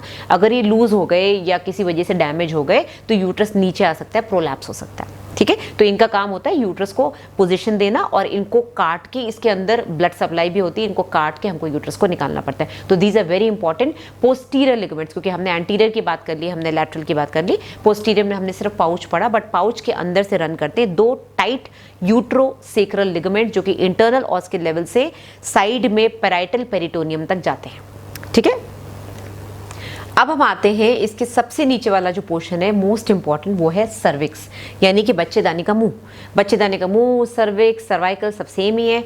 क्यों इंपॉर्टेंट है? क्योंकि सबसे ज़्यादा इन्फेक्शन, सबसे ज़्यादा इरोजन, सबसे ज़्यादा कैंसर, इन्फ्लेमेशन, CIN सब कुछ यहीं होता है। और ये एक अकेला ऑर्गन है यूट्रस, जो कि इंटरनल ऑर्गन होते हुए भी इसका एक पोर्शन बाहर पड़ा हुआ है, यानी कि विजाना में पड़ा हुआ है। तो फिर गायनेकोलॉजिस्ट इसको स्पेकुलम डाल के चेक कर सकती हैं। और आई थिंक यही एक ऑर्गन है जिसका कि एक पार्ट बाहर है, जिसकी वजह से हम बहुत सारी चीज़ें टाइमली प्रिवेंट कर सकते हैं, ट्रीट कर सकते हैं। और इसमें प्रॉब्लम्स भी बहुत ज़्यादा होती है, क्योंकि इन्फेक्शन बाहर की तरफ है तो इन्फेक्शन भी होता है। अब ये दो पार्ट्स होते हैं इसके। एक होता है सुपरा विजानल, यानी कि विजाना से ऊपर, ये विजानल कनाल है, विजानल बर्थ कनाल है। जो अंदर है, जो कि हिस्टोलॉजिकल इंटरनल ऑस से लेके विजाना तक है, वो है इंटरनल सर्विक्स, यानी कि एंडो सर्विक्स। और जो बाहर है वो एक्सो सर्विक्स है, जो कि हमको दिखता है स्पेकुलम डाल के। जो लोग प्रैक्टिस कर रहे हैं किसी डॉक्टर के साथ, उनको पता होगा इसका क्या मतलब है, ठीक है। तो जो एंडो सर्विक्स है उसकी लेंथ होती है 1.25 सेंटीमीटर, एक ऐसी लेडी में जो कि कभी प्रेग्नेंट नहीं हुई, उसका बता रही हूँ। और इसी तरह से बाहर वाला भी 1.25 सेंटीमीटर तक बराबर होता है, ठीक है, मोटा मोटा एवरेज। इसको बोलते हैं सुप्रा विजानल सर्विक्स, क्योंकि ये विजाना से ऊपर है। और इसको बोलते हैं पोर्शियो वेजाइनालिस, PORTIO, पोर्शियो वेजाइनालिस, यानी कि कोई चीज़ विजाना में दिख रही है, ऐसे करके आई हुई है, क्योंकि परफोरेट करके आया है। ये अंदर से बाहर से अंदर आया है, विजाना को परफोरेट करता हुआ ऐसे गोल गोल स्ट्रक्चर, ऐसे नाक के टिप की तरह फील होता है, ठीक है। तो ये इसकी कंसिस्टेंसी रहती है और इसको बोलते हैं पोर्शियो वेजाइनालिस। दोनों की लेंथ 1.25 होती है, तो दोनों मिला के करीब करीब 2.5 सेंटीमीटर का एक एवरेज सर्विक्स की लेंथ होती है, जो कि सिलेंड्रिकल होता है, या फिर इसको दूसरी तरह से स्पिंडल शेप भी कह सकते हैं, या फिर एक और इसको नाम दिया गया है फ्यूजीफॉर्म। तो फ्यूजीफॉर्म, सिलेंड्रिकल या स्पिंडल, ये तीन शेप्स हैं जो कि अलग अलग टेक्स्ट बुक्स में, शॉज में, DC दत्ता में, मैरो के नोट्स में दी गई हैं। और ये तीनों सर्विक्स पे फिट बैठती हैं। 2.5 सेंटीमीटर्स का एवरेज है, जिसमें एंडो सर्विक्स और एक्सो सर्विक्स, यानी कि पोर्शियो विजाइनालिस और सुप्रा विजाइनल सर्विक्स दोनों बराबर हैं, 1.25 सेंटीमीटर, ठीक है। अब दोनों की एपिथीलियम डिफरेंट होती है, जो कि मैं अगले लेक्चर में बताऊंगी। एंडो क्योंकि वो अंदर है तो कॉलमनर एपिथीलियम होती है, टॉल कॉलमनर सेल्स होते हैं, जिसमें कि बेसल न्यूक्लियाई होता है। और जो बाहर है, क्योंकि वो एयर के कांटेक्ट में आई है, विजाना में आ गई है, तो उसकी एपिथीलियम विजाना से मैच करेगी, यानी कि स्ट्रैटिफाइड स्क्वैमस एपिथीलियम, जो कि सडनली अंदर जैसे ही एंडो सर्विक्स की तरफ जाते हैं वो कॉलमनर बन जाती है। इसको हम बाद में डिस्कस करेंगे, ठीक है। थोड़ा सा कॉम्प्लिकेटेड है और इसमें ट्रांसफॉर्मेशन जोन भी आता है, जो कि बार बार चेंज होता रहता है, कभी कॉलमनर, कभी स्क्वैमस, क्योंकि जैसे वो एयर के कांटेक्ट में आएगा, जो बाहर वाला पोर्शन है वो स्क्वैमस हो जाएगा। हार्मोन्स की वजह से कभी कभी कॉलमनर बाहर आ जाता है, तो पेशेंट को इरोजन हो जाता है, ब्लीडिंग हो जाती है। तो ये सब हम अगली बार डिस्कस करेंगे, थोड़ा कॉम्प्लिकेटेड है, ठीक है। अब सर्विक्स कहाँ से आता है? क्योंकि हमको पता है एनाटॉमिकल और हिस्टोलॉजिकल इंटरनल ऑस के बीच में तो इस्थमस होता है, तो बेसिकली जो इसका सबसे अंदर वाला पोर्शन है वो है हिस्टोलॉजिकल इंटरनल ऑस। तो सर्विक्स शुरू होता है हिस्टोलॉजिकल इंटरनल ऑस, जो कि प्रॉपर इंटरनल ऑस है, से लेके बाहर वाला जो एक्सटर्नल ऑस होता है। अब एक्सटर्नल ऑस जब आप स्पेकुलम डालेंगे, अगली बार जब आप अपनी गायनेकोलॉजिस्ट के साथ जाएंगे, OPD में चेक करेंगे, तो बोलना मैडम मुझे चेक करने दो। तो देखना एक ऐसी लेडी जिसको कभी बच्चा नहीं हुआ, उसका एक्सटर्नल ऑस कैसा दिखता है, एक बिंदी की तरह, गोल स्ट्रक्चर, एक पिन होल की तरह, ऐसा लगता है नीडल का पिन है और पिन का एक हेड है। और अगर कोई ऑलरेडी लेडी जिसकी डिलीवरी हो चुकी है तो वो ऐसा दिखेगा, ऐसे स्लिट सा दिखेगा। ऐसे एक होता है नली पैरा और एक होता है जिसको बच्चे हो चुके हैं उसका ऐसा स्लिट सा दिखता है। क्यों? क्योंकि डिलीवरी के समय कुछ मसल फाइबर्स फट जाते हैं, फटने की वजह से वो वापस से ऐसे जुड़ नहीं पाती, तो ऐसे स्लिट सा दिखता है और बड़ा दिखता है, थोड़ा बच्चेदानी का मुंह बड़ा दिखता है। यानी नॉर्मली जो नली पैरा है जिनको बच्चे नहीं हुए, उनके बच्चेदानी का मुंह एकदम छोटा सा ऐसे गोल सा दिखेगा, यहाँ पर एक छोटा सा होल दिखेगा जो कि ओपनिंग होती है। और जो मल्टीपैरा होगी उसका बच्चेदानी का मुंह ऐसा दिखता है, उसके एंटीरियर लिप और पोस्टीरियर लिप बन जाती है, क्योंकि जब वो बीच में से फट जाता है और ऐसे बीच में एक ऐसे कटा हुआ दिखेगा, तो उसका आगे का पोर्शन एंटीरियर हो जाता है, पीछे का पोर्शन पोस्टीरियर हो जाता है, ठीक है। तो एंटीरियर पोस्टीरियर मल्टी पैरा में ज़्यादा दिखते हैं, नली पैरा में एंटीरियर पोस्टीरियर लिप्स नहीं दिखते, क्योंकि एकदम पिन होल होता है, उसमें कोई डिफरेंस नहीं होता है दोनों में, ठीक है। और क्या रह गया आपको बताने को, टीयर होता है सर्कुलर मसल फाइबर्स का, जो कि अभी मसल फाइबर्स पे आने वाले हैं अब हम। इनवेरिएबल टीयर होता है सर्कुलर मसल्स का, जिस वजह से वो स्लिट लाइक ऐसे ऐसे टेढ़ा मेढ़ा सा कटा कटा सा दिखता है, ऐसे ऐसे ऐसे ऐसे कटा कटा सा दिखता है, ठीक है ना। तो ये तो हो गया एक्सटर्नल ऑस। अब लेंथ नॉन प्रेग्नेंट में मैंने बता दी 2.5, प्रेग्नेंट लेडी में सर्विक्स भी लंबा हो जाता है तो वो 4 to 5 सेंटीमीटर तक हो सकता है, ठीक है। तो ये सारे फिजियोलॉजिकल चेंजेस हैं जो हार्मोन्स की वजह से होते हैं और बॉडी के अडेप्टेशंस हैं। अब हम आते हैं जो मस्कुलर फाइबर्स हैं उनका क्या डिस्ट्रीब्यूशन रहता है, जो आपका जो लेयर्स होती है मायोमेट्रियम की। हिस्टोलॉजी हम बाद में डिस्कस करेंगे क्योंकि वो पैथोलॉजी आ जाएगा, columnar cells and squamous cells and metaplasia and all that. तो मोटी मोटी तौर पे जब एक बच्चेदानी देखते हैं तो जब आप उसको हाथ में लेंगे तो ऊपर से वो एकदम स्मूथ दिखती है, वो होता है सेरोसा, क्योंकि पेरिटोनियम चिपका हुआ होता है, ठीक है। नीचे का पोर्शन जब आप यूट्रस निकाल देते हैं तो पेरिटोनियम तो उस पर रह ही नहीं गया क्योंकि आपने काट के निकाल दिया, आपने यहाँ से पेरिटोनियम को कट करके बच्चेदानी निकाल दी और अंदर का जो पेरिटोनियम है वो ब्लैडर के साथ चिपका रह गया। तो इसकी जो आप कट करेंगे, जब इसको कट करेंगे तो 3 लेयर्स आती है। ऊपर का जो सेरोसा है वो तो पेरिटोनियम होता है, पेरीमेट्रियम बोलते हैं उसका, दूसरा नाम है सेरोसा का पेरीमेट्रियम। ये आउटर मोस्ट सीरस कोट होता है, सीरस, ठीक है, which invests the entire organ except on the lateral borders. तो ये जो पेरीमेट्रियम है ये यूट्रस को पूरा ऊपर से लेके पीछे तक कवर करता है, लेकिन साइड में कवर नहीं कर पाता है क्योंकि साइड में इसकी ओपनिंग्स होती हैं, फैलोपियन ट्यूब आ जाती है, साइड में यहाँ पर पेरिटोनियम रिफ्लेक्शन आ जाता है। तो बेसिकली जो सेरोसा है, अगर आपसे पूछा जाए तो सेरोसा पेरीमेट्रियम होता है जो कि एक कोट की तरह होता है, सीरस कोट होता है जो कि बच्चेदानी को, यूट्रस को एंटीरियर और पोस्टीरियरली कवर करता है, सिर्फ साइड में लैटरल बॉर्डर्स पे नहीं कवर करता है। फिर आते हैं मायोमेट्रियम। मायोमेट्रियम मोस्ट इंपॉर्टेंट है, जितना ये रेड से मैंने लाइन बनाई ये सारा मायोमेट्रियम यानी कि मसल है। मसल्स बहुत इंपॉर्टेंट है यूट्रस में, सबसे थिक पोर्शन मसल का होता है, ठीक है, क्योंकि जो अंदर पोर्शन रहेगा एंडोमेट्रियम वो तो मेंसेस के समय झड़ जाता है, मेंसेस के समय बनता है, पूरे महीने बनता है, फिर मेंसेस के समय झड़ जाता है, फिर वापस बनता है, फिर वापस झड़ जाता है, ब्लड के साथ निकल जाता है। तो बेसिकली ये जो मस्कुलर ऑर्गन है इसके मसल्स 3 पार्ट्स में डिवाइडेड है। मायोमेट्रियम थिकेस्ट पोर्शन है, 2.5 सेंटीमीटर इसकी थिकनेस जनरली होती है, ठीक है।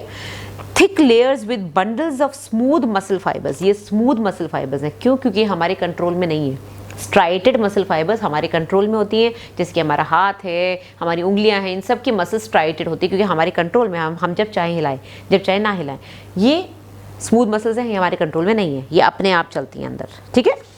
अच्छा, मैंने एक चीज़ और बताई थी, मायोमेट्रियम सबसे ज़्यादा थिक यहाँ होता है, सबसे ज़्यादा मसल फंडस पे होती है, सबसे थिक पोर्शन ये होता है। तो कुछ भी सर्जरी करें, डीएनसी करें तो यहाँ छेद होने के चांसेस कम है, सबसे पतला ये यहाँ होता है। तो इसकी थिकनेस होती है करीब 1 to 2 सेंटीमीटर, ठीक है, और यहाँ थिकनेस सिर्फ 3 मिलीमीटर होती है यानी 0.3 सेंटीमीटर। तो 3 से 4 मिलीमीटर यहाँ होता है और यहाँ होता है ऑलमोस्ट 10 से 20 मिलीमीटर यानी कि 1 से 2 सेंटीमीटर, ठीक है। अब इसकी जो 3 लेयर्स हैं, ये अगर आपको दिख रहा है क्लियरली, थोड़ा सा आप स्क्रीनशॉट लेके इसको फोकस करके देखना, नहीं तो अपनी किताब खोल के बैठ जाओ। आउटर लॉन्गिट्यूडनल मसल्स होती हैं, मिडिल इंटरलेसिंग मसल्स होती हैं और इनर होती है सर्कुलर मसल्स। इसकी 3 पार्ट्स होते हैं, ठीक है। अब हम इसको डिटेल में पढ़ते हैं कि क्यों ऐसे अरेंज होती है। ये जो फाइबर्स होते हैं आउटर लॉन्जिट्यूडनल, ये क्या करते हैं, ये पूरी बॉडी में रन करते हैं, यहाँ से लेके पीछे बॉडी तक। तो इसको बोलते हैं इमीडिएटली बीनीथ द पेरिटोनियम, यानी कि सेरोसा की जस्ट नीचे, सेरोसल लेयर के जस्ट नीचे। Fibres pass from the cervix anteriorly, यानी कि यहाँ से सर्विक्स से एंटीरियरली फाइबर्स लॉन्गिट्यूडनली पास होके पीछे पोस्टीरियरली तक जाते हैं। तो यूट्रस अगर मान लीजिए ये यूट्रस है, ये सर्विक्स है, तो ये फाइबर्स यहाँ से लेके यहाँ तक रन करेंगे, ये लॉन्गिट्यूडनल फाइबर्स है, ठीक है। तो इनका क्या काम होता है, इनका मेन काम होता है, जैसे ब्लैडर की मसल्स होती है ना, यूरिनरी ब्लैडर, जब आपको यूरिन लगती है तो आप कॉन्ट्रैक्ट करते हैं ब्लैडर को, तो वो यूरिन को बाहर निकालता है। इसी तरह से इसका काम होता है कॉन्ट्रैक्ट करके बच्चे को बाहर पुश करना, जो भी इसके अंदर है। जैसे मान लो किसी के यूट्रस के अंदर फाइब्रॉइड है, गांठ है, तो भी उसको इस तरह के मूवमेंट्स होते हैं, अंदर ऐसा लगता है क्रैम्प्स आ रहे हैं, क्योंकि यूट्रस की जो मसल्स हैं वो उसको पुश करती हैं बाहर कि निकलो निकलो, हमारे अंदर से निकलो। तो ये इनका काम होता है, डेट्रूसर एक्शन बोलते हैं इसको, डेट्रूसर, DETRUSOR, ठीक है। लिखूं यहाँ पर अगर कहीं जगह हो, DETRUSOR,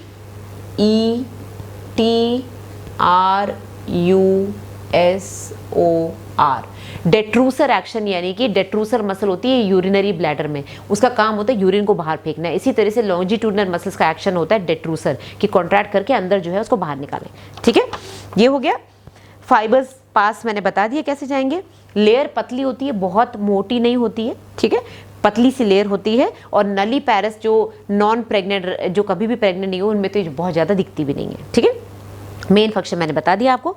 अब आते हैं सबसे थिक लेयर यानी कि मिडिल लेयर, जो कि इंटरलेसिंग लेयर होती है। इंटरलेसिंग यानी कि ऐसे, तो ये फाइबर्स ऐसे इंटरलेस करते हैं। इनका काम क्या होता है, मेन काम आप समझ गए होंगे, ऐसे कॉन्ट्रैक्ट करना। तो ऐसे कॉन्ट्रैक्ट करेंगे तो अंदर जो भी ब्लड वेसल्स, कैपिलरीज, जो वेन्स होंगे उनको दबा देंगे, तो ब्लीडिंग रोकते हैं। इनका काम होता है, it is a living ligature.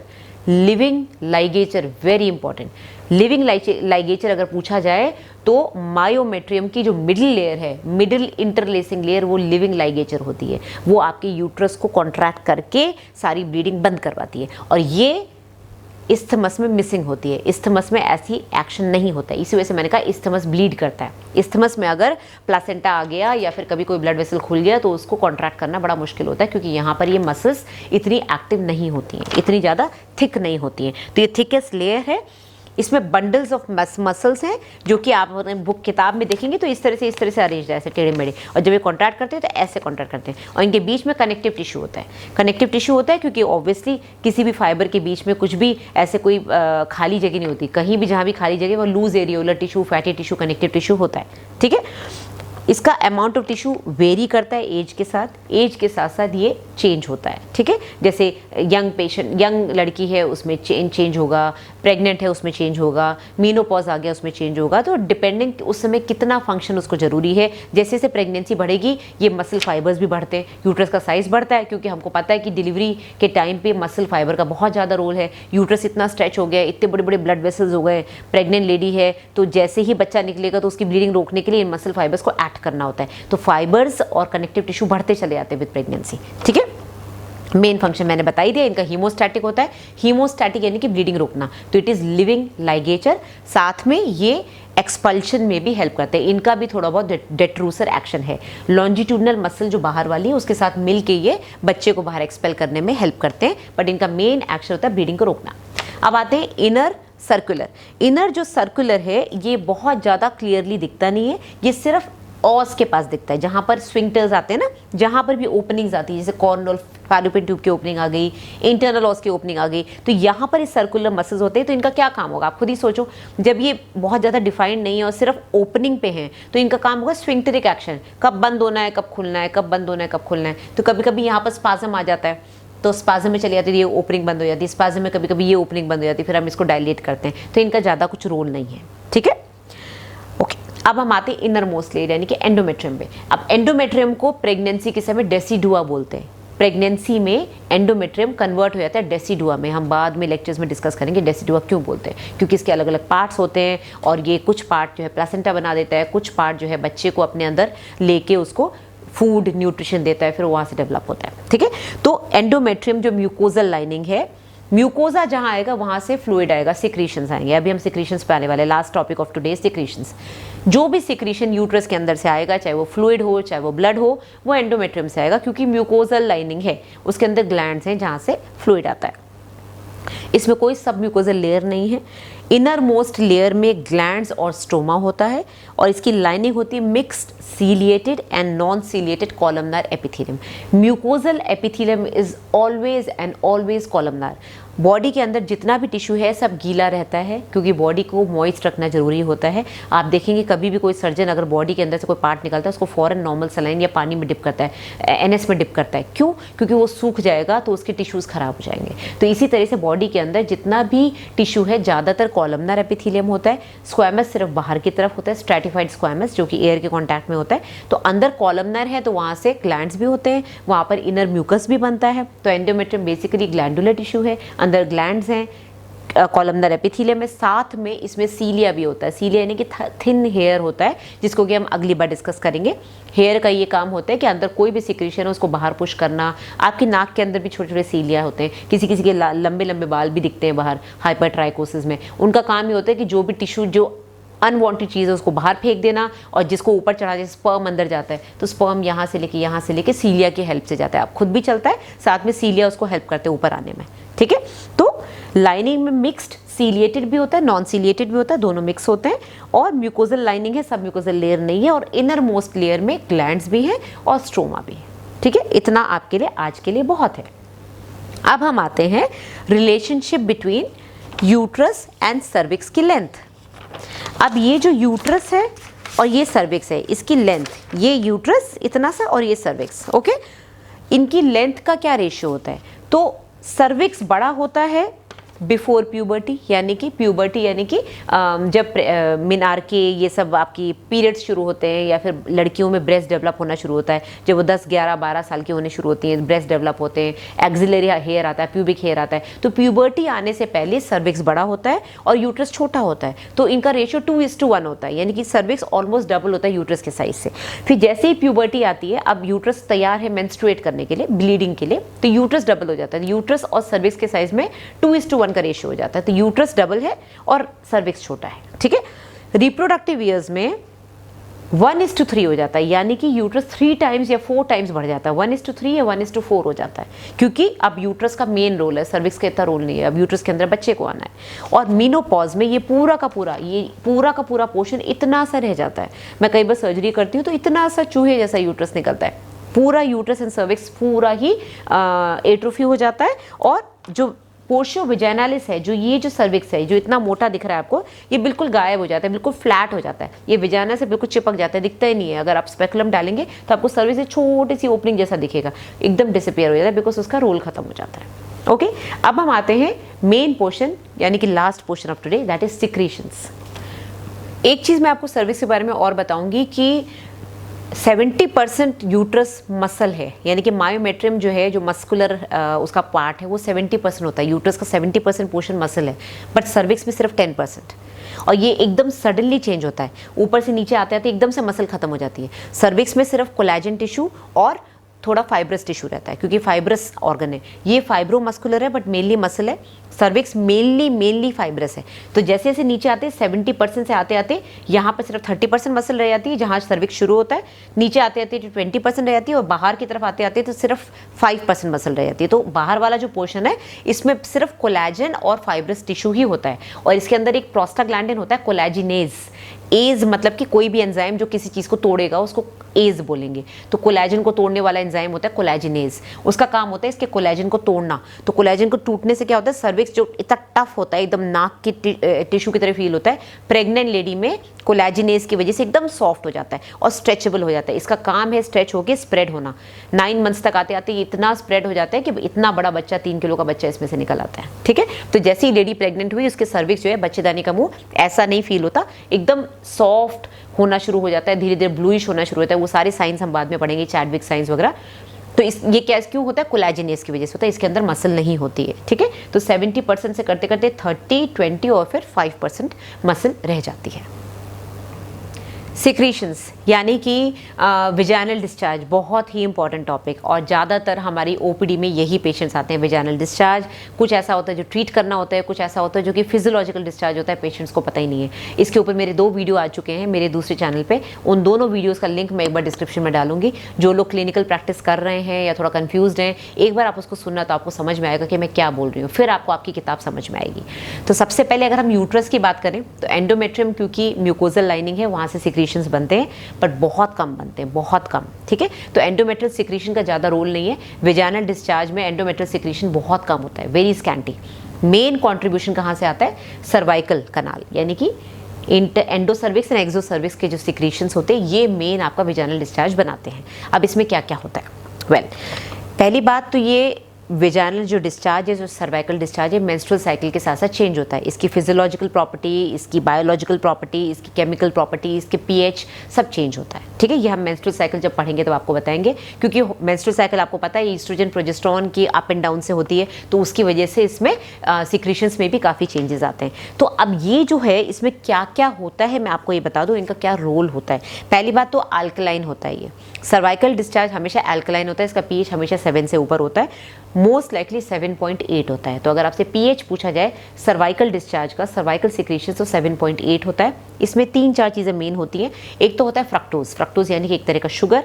अब इसका क्या रोल होता है, ये बेसिकली जब सेक्सुअल इंटरकोर्स के बाद स्पर्म ऊपर जाएगा तो स्पर्म को न्यूट्रिशन प्रोवाइड करता है। तो जब तक स्पर्म अंदर 3-4 दिन तक जिंदा रहता है, तो यहाँ से जब वो ऊपर जाता है तो फ्रक्टोज उसको न्यूट्रिशन सप्लाई करता है, ठीक है। ग्लाइकोप्रोटीन्स एक तरह के टाइप ऑफ प्रोटीन्स हैं जो कि अपना एक नेटवर्क बनाते हैं, एक नेटवर्क ब्रिज जैसा बनाते हैं। और जब ओवुलेशन होने वाला होता है, जब ईस्ट्रोजन बहुत हाई होता है, तो उस समय ग्लाइकोप्रोटीन सारे ऐसे ब्रिज बना के स्पर्म्स को ऊपर चढ़ाने में हेल्प करते हैं। साथ ही आप मैंने बताया था अंदर सीलिएटेड सेल्स भी होते हैं, जो सेल्स के ऊपर सीलिया होता है, तो वो ब्रश की तरह से घूम घूम के ऊपर की तरफ स्पर्म को पुश करते हैं। तो यहाँ के जो सेल्स स्पर्म को ऊपर पुश करेंगे, साथ में जो ग्लाइकोप्रोटीन ऐसे ब्रिज बना देंगे, ईस्ट्रोजन की वजह से ब्रिज बनेगा, जिसकी वजह से उनको एक रास्ता मिलेगा, एक टनल मिल जाएगा, एक रोड बन जाएगी उनके लिए ऊपर जाने के लिए। लेकिन जब प्रोजेस्टेरॉन हाई होता है, यानी कि ओवुलेशन के बाद जब एग खत्म हो गया, क्योंकि ओवुलेशन होने के बाद एग 24 आवर्स में खत्म हो जाते हैं, फर्टिलाइजेशन नहीं हुआ, अब प्रोजेस्टेरॉन हाई होना शुरू हो गया, तो अब तो प्रेग्नेंट हो नहीं सकती, तो उस समय स्पर्म का रास्ता रोकने के लिए आता है प्रोजेस्टेरॉन। प्रोजेस्टेरॉन की वजह से यही जो ग्लाइकोप्रोटीन्स पहले ब्रिज बना रहे थे, अब ये क्या करेंगे, अब इनका नेटवर्क ऐसा हो जाता है, अब ये ब्रिज ऐसा बंद हो जाता है, तो स्पर्म के लिए रास्ता बंद हो जाता है। फिजियोलॉजी देखिए बॉडी की, ऐसी चीज़ें भगवान ने बनाई हैं, साइंस ने उसको डिस्कवर किया है, कितनी अच्छी बात है कि हम इस लेवल तक पहुंच गए, हमको अंदर एक छोटी छोटी बातें तक पता है अपनी बॉडी की। तो जब प्रोजेस्टेरॉन आता है, जब प्रेगनेंसी नहीं चाहिए, सर्वाइकल डिस्चार्ज थिक हो जाता है, ओवुलेशन के समय एकदम थिन एग वाइट की तरह, अंडे के वाइट की तरह होता है, क्योंकि वो full of fructose and full of mucoid discharge, जिससे कि स्पर्म आराम से फिसलता हुआ ऊपर चला जाए। जब वो प्रोजेस्टेरॉन हाई हो जाता है तो फिर थिक हो जाता है म्यूकस, और उसको पेनिट्रेट करना स्पर्म के लिए मुश्किल होता है। ग्लाइकोप्रोटीन्स ऐसे इंटरलेसिंग ब्रिज बना देते हैं, तो रास्ता बंद हो जाता है। इसके अंदर म्यूकोपॉलीसैकेराइड्स भी होते हैं, जिनका भी रोल न्यूट्रिशन ही होता है, और सोडियम क्लोराइड यानी कि सॉल्ट होता है, हल्का सा सॉल्टी होता है। क्यों? सोडियम क्लोराइड कंटेंट जो म्यूकस के अंदर होता है, वो ओवुलेशन के समय इंक्रीज होता है। ओवुलेशन के समय इंक्रीज होने से हम हमेशा पेशेंट को क्या बताते हैं कि आपका एग वाइट की तरह एकदम डिस्चार्ज आएगा। अगर आप खुद को फील करोगे, आप जैसे इसमें डायग्राम में दिखा रहे हैं, तो एग वाइट की तरह होता है, चिपचिपा सा म्यूकस निकलता है ड्यूरिंग ओवुलेशन। लेकिन इसको अगर हम माइक्रोस्कोप के अंदर देखेंगे तो फर्न शेप होता है, यानी कि ऐसे ऐसे स्ट्रिंग्स निकली हुई होती हैं, और ये fern shape because of NaCl होता है, यानी कि सोडियम क्लोराइड की वजह से। तो ये एक फिजियोलॉजिकल फिनोमिनन है। आई थिंक ये भी कहीं ना कहीं न्यूट्रिशन में ही हेल्प करता होगा। और ये एक साइंटिस्ट ने ये फर्न टाइप अपीयरेंस इसको क्यों दिया नाम, जिससे कि पता चले कि ओवुलेशन कब हो रहा है, क्योंकि बहुत सी लेडीज़ जानना चाहती हैं इनको ओवुलेशन कब हो रहा है, कब इंटरकोर्स करना चाहिए, कब प्रेग्नेंट होना है। उसके लिए ये 3-4 चीज़ें हैं, पेशेंट को बताने के लिए अलग है, डॉक्टर के लिए अलग है कि भाई चेक करा, उसको स्लाइड बनाई हाथों हाथ म्यूकस को लेके, माइक्रोस्कोप के अंदर देखा तो फर्न शेप आएगा, यानी कि दैट इज़ द टाइम अभी इनका ओवुलेशन होने वाला है। सोडियम क्लोराइड इनके सर्वाइकल डिस्चार्ज में हाई है। ठीक है, तो ये रोल होता है इनका।